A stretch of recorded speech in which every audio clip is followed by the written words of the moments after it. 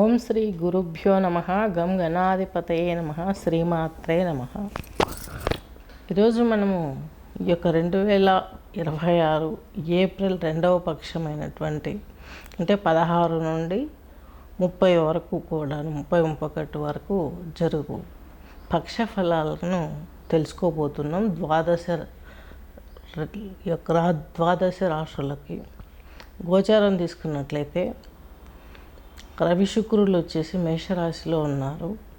అలాగే గురువు వచ్చేసి మిథునంలో ఉన్నారు. కేతు వచ్చేసి ఈ యొక్క సింహంలో ఉన్నారు. రాహువు వచ్చేసి కుంభంలో ఉన్నారు. చంద్రుడు, కుజుడు, అలాగే బుధుడు, శని మీనరాశిలో ఉన్నారు. రవి శుక్రులు మేషరాశిలో ఉన్నారు. ప్రధానంగా మనం తీసుకోవాల్సింది 19వ తేదీ మేషాన్ని వదిలి వృషభం లేకి తన స్వక్షేత్రంలోకి శుక్రుడు వస్తున్నాడు. మాసాంతంలో 30వ తేదీ ఈ యొక్క మేషంలో ఉన్న బుధుడు మీనంలో ఉన్న బుధుడు మేషం లేకి వస్తాడు. ఇవి ప్రధానంగా మనకు మారబోయే ఈ యొక్క గ్రహాలు ఈ రాశులలో మారబోతున్నాయి. నెక్స్ట్ సింహరాశి, సింహలగ్నం తీసుకున్న వారికి ఇక మకా నక్షత్రం 4 పాదాలు, పుబ్బా నక్షత్రం 4 పాదాలు, ఉత్తరా నక్షత్రం 1 పాదం. ఇది సింహరాశి, సింహలగ్నం. మీ యొక్క రాశాధిపతి అయినటువంటి రవి ఉచ్చలో ఉన్నాడు. మీకు 9వ ఇంట్లో ఉన్నాడు. కోణ స్థితిలో మీకు ఎక్కువ ప్రెజర్స్ ఎదుర్కొనే అవకాశం కనిపిస్తుంది. పైపెచ్చు మీ హౌస్లో ఈ యొక్క కేతువు కలిసి ఉన్నాడు కాబట్టి కొంచెం కలిసే మ్యాటర్స్ ఏవైనా కావచ్చు, సోదర వర్గంలోనైనా ఏదో సొసైటీలోనైనా మీకు తటస్థపడే వ్యక్తులు కొంచెం మీకు సలహాలు ఇచ్చడం మూలంగా అవి ఒక్కొక్కసారి బ్లైండ్గా అప్లై చేయకుండా కొంచెం ఆలోచింప చేయండి.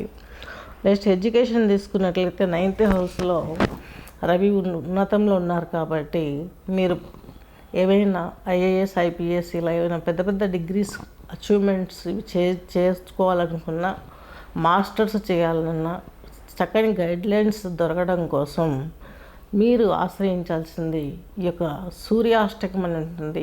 అది మీరు పఠించినట్లయితే విన్నైతే చక్కగా మీకు ఉన్నతమైన ఉద్యోగం లాభం దొరికే అవకాశం ఉంది.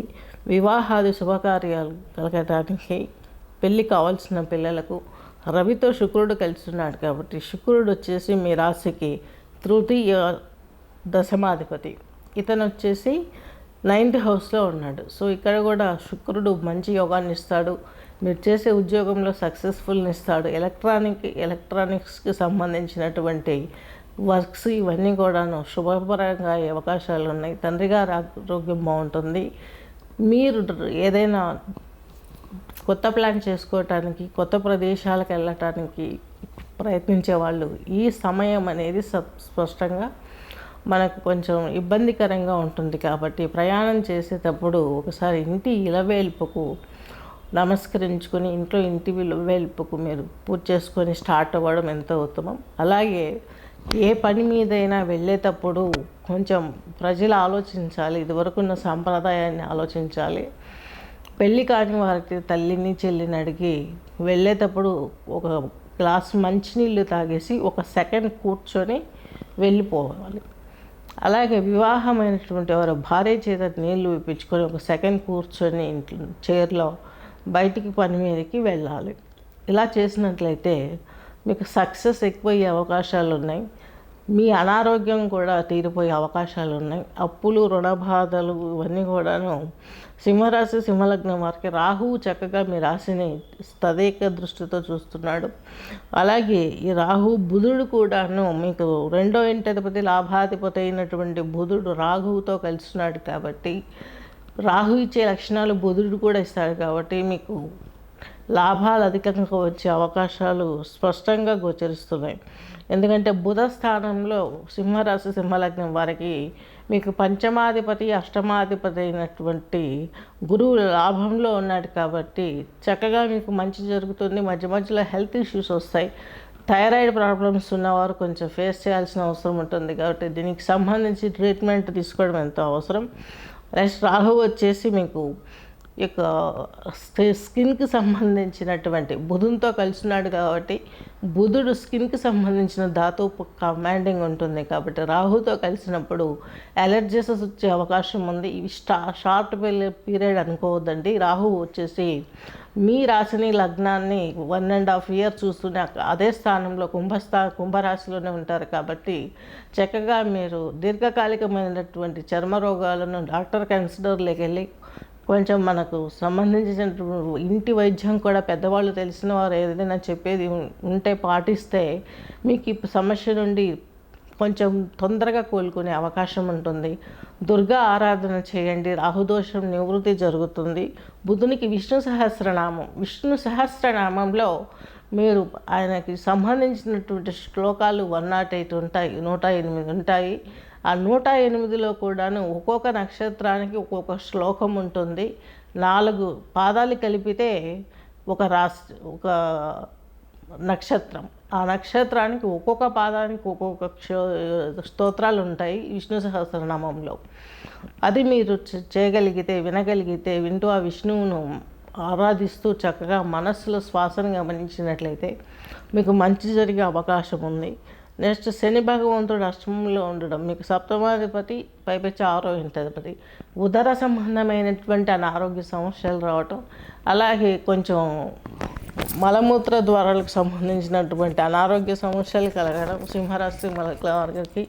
అలాగే నెక్స్ట్ ఇక భర్తకు సంబంధించింది సొసైటీ కుంభరాశిలో ఉంటున్నాడు కాబట్టి మీనరాశిలో ఉన్నాడు కాబట్టి అష్టమంలో ఉన్నాడు. మీకు ఈయన 6వ ఇంటాధిపతి చెప్పుకున్నాగా 6, 8, 12 అధిపతులు ఒకరి రాశిలో ఒకరు ఉండడం ఎంతో మంచిది. మీ జీవిత భాగస్వామికి కొన్ని ఒడిదుడుకులు ఫేస్ చేసే అవకాశం కనిపిస్తుంది కాబట్టి శనికి తైలాభిషేకం చేయించుకోవటం, అలాగే నువ్వులకు సంబంధించినటువంటి పదార్థం ఏదైనా ఉంటే చక్కగా పేదలకు గుడి దగ్గరికి వెళ్ళేసి అక్కడ ప్రసాదంగా ఇస్తే సరిపోతుంది. జాతకంలో ఇంకా మీకు ఈ యొక్క పీరియడ్ అట్లాగే నడుస్తుంది, మంచి జరగట్లేదు అనుకున్నప్పుడు ఒకసారి జ్యోతిష్యుని పరిశీలించాలని చూయించుకొని మీరు చక్కగాను వాళ్ళు సూచించినట్లు జపము, హోమము ఇవన్నీ చేయించుకోవాలి. దీని మూలంగా మీకు చక్కని అవకాశాలు ఏర్పడతాయి, మంచి జరుగుతుంది. ఒక్కసారి హోమం జరగడానికి మనకేదో అయిపోతుంది అనుకోవద్దండి. పూర్వం రాజులు కావచ్చు, ప్రజెంట్ నాయకులు కూడా ఎన్నో హోమాలు జపాలు చేయిస్తారు.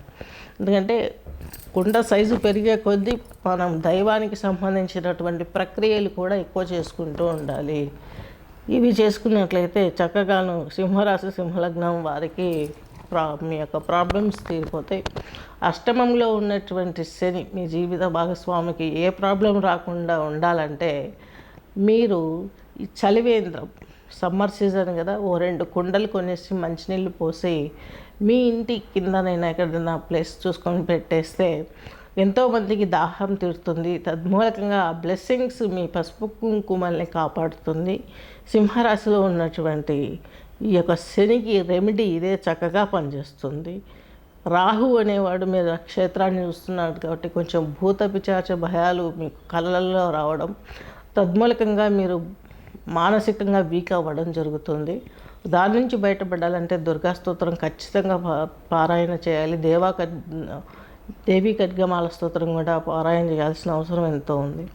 నెక్స్ట్ మీకు పంచమాధిపతి అష్టమాధిపతి గురువు వచ్చేసి లాభంలో ఉన్నాడు. ఈ యొక్క సింహరాశి సింహలగ్నం వారికి ఈ జూన్ వరకు కూడాను ఆయన అక్కడే ఉంటాడు కాబట్టి మంచి జరిగే అవకాశం చాలా బాగుంటుంది. గురువు పిల్లలకు సంబంధించిన విషయాలు మీరు మంచిగా ఉద్యోగం, వ్యవహారం కావచ్చు, వివాహం కావచ్చు, ఇవన్నీ చేయగలుగుతారు. పిల్లలు లేని వారైతే మీకే విద్యలోనూ ఉద్యోగంలోనూ సింహరాశి సింహలగ్నం వారికి వివాహాది శుభకార్యాలలోనూ కొన్ని బర్టన్స్ అన్నీ తీరిపోతాయి. చక్కగా మీరు ఏదైతే అనుకున్నారో ఆ అచీవ్మెంట్స్ మీరు ఫేస్ చేసే అవకాశాలు స్పష్టంగా ఉన్నాయి.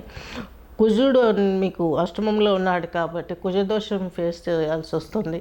తద్మూలకంగా భార్యాభర్త వృత్తిరీత్యా దూరంగా ఉండడం కావచ్చు, ఒకరు ఎక్స్పైర్ అయ్యి ఒకరు ఉండడం కావచ్చు, కొంచెం ఉద్యోగం బయట ఉండడం కావచ్చు, లేదా ఇద్దరికి పడక డైవర్స్ వరకు వెళ్ళటం, ఇలాంటి విషయాలని మీరు చాలా జాగ్రత్తగా చూసి పరిశీలింప చేసుకొని శాంతి పూజలు చేసుకోవడం ఎంతో ఉత్తమం. స్వస్తి.